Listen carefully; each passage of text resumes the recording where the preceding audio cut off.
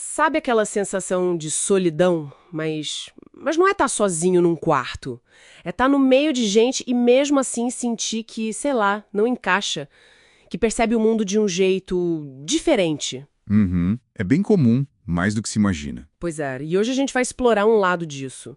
A solidão que muitas pessoas neurodivergentes sentem. Quer dizer, aquelas pessoas cujo cérebro funciona, processa as coisas de um jeito um pouco diferente do que é considerado, digamos, típico. Exato. E para guiar essa conversa, a gente está se baseando num artigo bem interessante do psicólogo Lute Cristóforo. A ideia é tentar entender por que essa sensação de pertencer pode ser tão difícil para essas pessoas.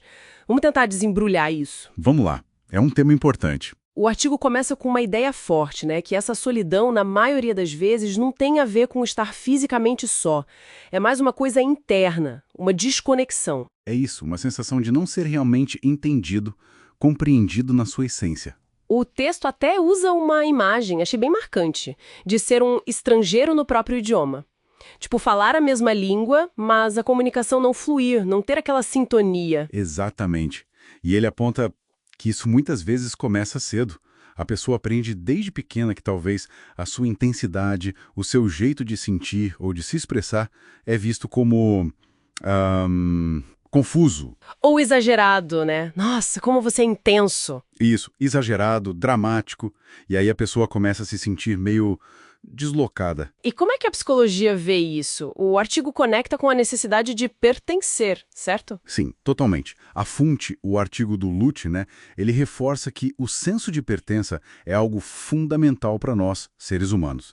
A gente precisa se sentir parte de algo. Claro! E quando essa aceitação não vem, ou pior, quando há rejeição, mesmo que sutil, a tendência é a pessoa começar a internalizar isso.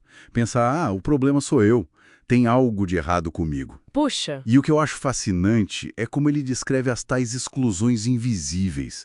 Não são aquelas rejeições escancaradas, sabe? Uhum. São coisas menores. Aquele grupo que nunca te chama para sair, a dificuldade de se conectar com certos professores na escola, ou até comentários em família, tipo, nossa, você é muito sensível, dito sem maldade aparente, mas que vão minando, sabe? Entendi. São essas microexperiências repetidas que vão criando essa sensação de não pertencer mesmo. Exato. Vão moldando a autoimagem de um jeito negativo. E isso leva a uma distinção que o texto faz que me pareceu crucial. A solidão vem da diferença em si ou de outra coisa? E aí que tá o pulo do gato, eu acho. O artigo argumenta bem que o problema não é ser diferente, ter uma neurologia diferente. A forma de pensar, de sentir, isso em si não causaria a solidão. Ah, interessante. Então, o que É causaria? a falta de validação dessa diferença pelo mundo ao redor. É quando a sociedade, escola, família e os amigos, mesmo sem querer às vezes, comunicam que aquele jeito de ser é errado. Ou inferior, talvez. Ou que precisa ser consertado. Exatamente. Essa invalidação que gera o isolamento. É ela que machuca, que faz a pessoa se sentir inadequada e, consequentemente, sozinha. Não é a neurodivergência em si, mas como ela é recebida. Faz todo sentido. E, bom, quais as consequências dessa invalidação constante? O que o artigo aponta? Olha, uma consequência muito comum que ele menciona é o distanciamento emocional. Quase como um mecanismo de defesa, né? Tipo, se fechar. Isso. A pessoa começa a se retrair, a não mostrar quem realmente é, para evitar mais dor, mais incompreensão. Cria uma barreira, e isso pode levar a um distanciamento até de si mesma. Nossa, que complicado. Pois é. Por isso que a abordagem terapêutica que o artigo sugere não é sobre tentar normalizar ninguém. Não é consertar a pessoa. E sim, É validar a dor dela. Validar a experiência de ter se sentido incompreendida, inadequada. É um trabalho de reconstruir a autoestima, mas a partir da aceitação dessa diferença. Aceitar quem se é. entendo. É um resgate da própria identidade, então. Exato.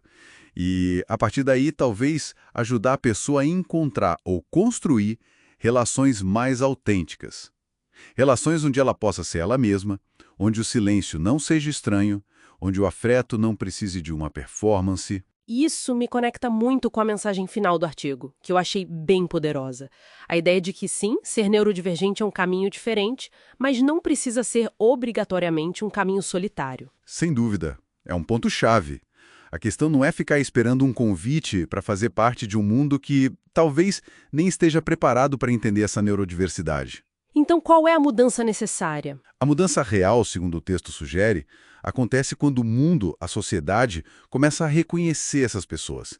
Reconhecer ativamente como parte integrante, com sua sensibilidade, suas perspectivas únicas. Ah, então não é sobre ser aceito passivamente, mas ser reconhecido ativamente. Isso. É uma mudança de olhar.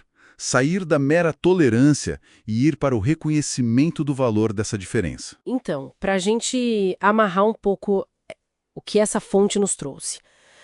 A solidão que muitas pessoas neurodivergentes vivenciam não é uma consequência inevitável da sua condição. É, em grande parte, uma resposta à forma como o mundo lida, ou melhor, não lida, não valida essa diferença. Exatamente. A dor maior parece vir não de ser diferente, mas de não ser visto e aceito nessa diferença. É uma perspectiva que muda muita coisa. E nos deixa, talvez, com uma pergunta para pensar, né? Que vai um pouco além do artigo, mas se inspira nele. Qual seria? Como é que a gente pode, nos nossos espaços, família, trabalho, círculos de amigos, ir além de só tolerar a neurodiversidade? Como criar ambientes que não só aceitem, mas que reconheçam ativamente e valorizem essas formas diferentes de ser e de experienciar o mundo, como contribuições reais, legítimas? Como fazer desse reconhecimento algo prático, né? No dia a dia. Pois é. Como transformar a tolerância em valorização genuína? Fica aí a reflexão.